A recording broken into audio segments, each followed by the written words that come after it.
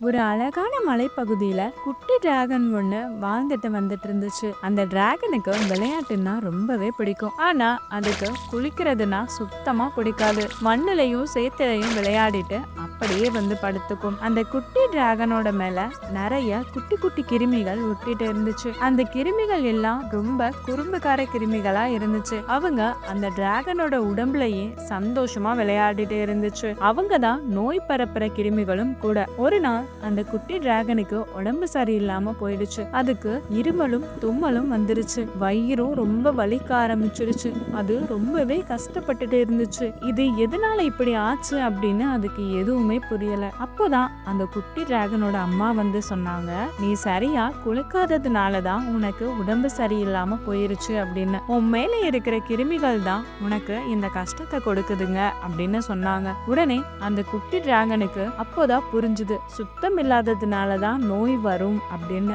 உடனே அது நல்ல வெந்நீர்ல குளிச்சு தன்னை சுத்தப்படுத்திடுச்சு. தன்னோட அழுக்கான துணிகளை எல்லாம் துவைச்சு வெயில்ல காய வச்சுது. அதுக்கப்புறம் அந்த குட்டி டிராகனோட மேல இருந்த கிருமிகள் எல்லாமே போயிருச்சு. அது மறுபடியும் சந்தோஷமா விளையாட ஆரம்பிச்சது. ஏன்னா அதுக்கு உடம்பு நல்லபாய் சரியாயிடுச்சு. அதுக்கப்புறம் அந்த குட்டி டிராகன் டெய்லியும் குளிக்கும், எப்பவுமே தன்னை சுத்தமா வச்சுக்கும். இந்த கதையில இருந்து நம்ம என்ன தெரிஞ்சுக்கிட்டோம்னா குட்டீஸ், நம்ம எப்பவுமே குளிச்சு சுத்தமா இருக்கணும், டெய்லியும் குளிக்கணும். அப்போதான் நம்ம மேல எந்த கிருமிகளும் தங்காம நம்ம உடம்பும் நல்ல ஆரோக்கியமா இருக்கும். சரியா?